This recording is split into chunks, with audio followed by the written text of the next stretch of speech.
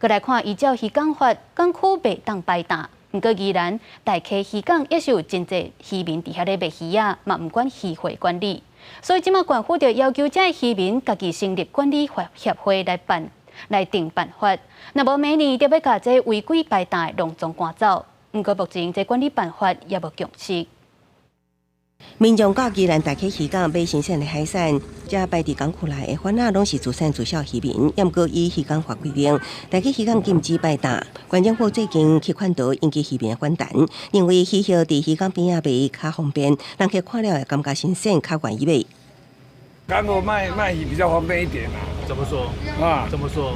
比较好像都客人看到好像很新鲜啊。就是说水费什么费，他们可能是有明细出来，可是有的人可能没有看清楚啦，误认为会多收钱啦。渔民希望对渔港安怎管、水费、清洁费安怎收，县政府应该给渔民一段时间。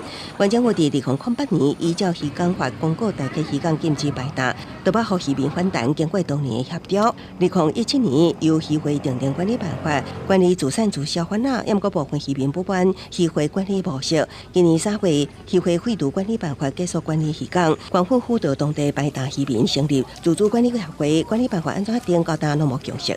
因为没有一个管理的状态，就是会造成码头面环境的脏乱，那包括港区的安全等等都会受到影响。